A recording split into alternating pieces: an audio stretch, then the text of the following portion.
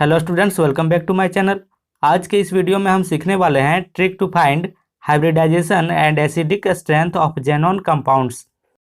Xenon compounds का hybridization मात्र कुछ ही सेकंड्स में कैसे निकालें, इसके लिए एक आसान सा ट्रिक सीखने वाले हैं। साथ ही साथ जेनॉन कंपाउंड्स के एसिडिक स्ट्रेंथ को फाइंड करने की भी ट्रिक सीखेंगे। तो चलिए शुरू करते हैं। तो जो हमारा जेनॉन है वो मेनली 3 टाइप के कंपाउंड्स का फॉर्मेशन करता है। पहला है जेनॉन फ्लोराइड्स, दूसरा है जेनॉन ऑक्साइड एंड थर्ड है जेनॉन ऑक्सीफ्लोराइड्स। जेनॉन फ्लोराइड्स यानी कि जेनॉन और फ्लोरीन से बने compounds, for example XCF4, XCF6। इसी तरह से जेनॉन ऑक्साइड्स यानी कि जेनॉन और ऑक्सीजन से बने कंपाउंड्स जैसे कि XCO3 एंड XCO4 हो गया। और जो जेनॉन ऑक्सीफ्लोराइड्स हैं, इनमें जेनॉन के साथ साथ ऑक्सीजन और फ्लोरीन दोनों प्रेजेंट होते हैं, जैसे कि XCO2F2 हो गया, XCOF4 हो गया। तो जेनॉन के इन कंपाउंड्स का हाइब्रिडाइजेशन कैसे फाइंड करें? तो हमारा सबसे पहला एग्जांपल है XCF4। इस कंपाउंड का हाइब्रिडाइजेशन निकालने के लिए आपको करना क्या है कि सबसे पहले लिख लेना है sp3। इसके बाद आपको देखना है कि इसमें कितने फ्लोरीन एटम्स हैं। तो XCF4 में 4 फ्लोरीन एटम्स हैं, तो इसे डिवाइड कर देना है 2 से, तो हो जाएगा 2, यानी कि हमें 2 d ऑर्बिटल्स ऐड करने हैं। तो यहाँ पर हो जाएगा D2। तो इस तरह से XCF4 का हाइब्रिडाइजेशन होगा sp3D2। नेक्स्ट हमारा एग्जांपल है XCF6। तो सबसे पहले हम लिखेंगे sp3। ये जो sp3 है ये कॉमन है, ये सभी कंपाउंड्स में आएगा।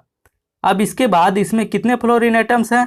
6 है, तो 6 को डिवाइड करेंगे 2 से, इक्वल्स टू 3, यानी कि हमें 3 d ऑर्बिटल्स ऐड करेंगे। तो यहाँ पर हो जाएगा D3, यानी कि XCF6 का हाइब्रिडाइजेशन होगा sp3D3। Next example is XCO2F2। तो सबसे पहले लिखेंगे sp3। अब इसके बाद इस कंपाउंड में 2 फ्लोरीन एटम्स हैं, तो 2 को डिवाइड करेंगे 2 से, इक्वल्स टू 1, यानी कि इसमें एक d ऑर्बिटल ऐड करेंगे।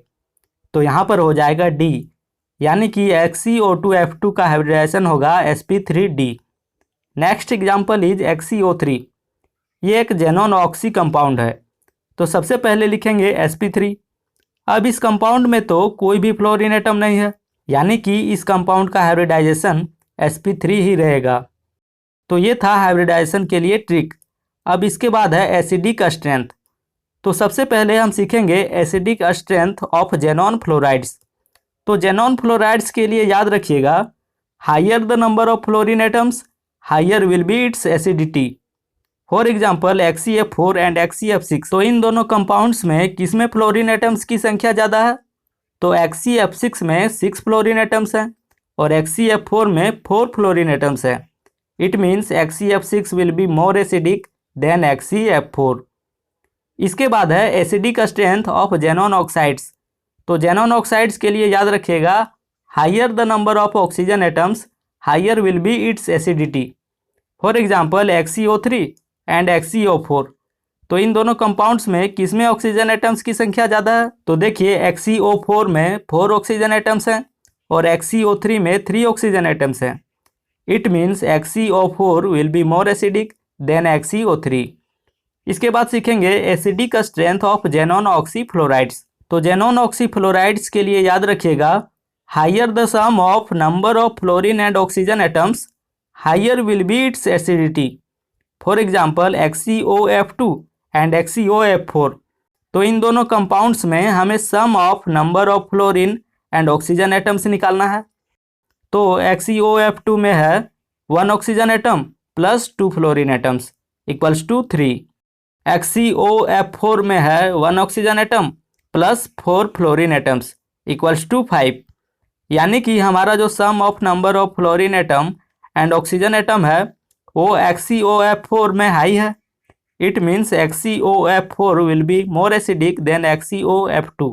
बट अगर ये नंबर दोनों में इक्वल आ जाए तो उस केस में क्या होगा? For example XCOF4 and XCO3F2। इन दोनों कंपाउंड्स में sum of number of fluorine and oxygen atoms निकालें तो हो जाएगा 1 + 4 = 5, और इसमें 3 + 2 = 5। तो दोनों कंपाउंड्स में 5 आ रहा है। तो इस केस में हमें देखना है कि किस कंपाउंड में जेनॉन का ऑक्सीडेशन नंबर हाई है।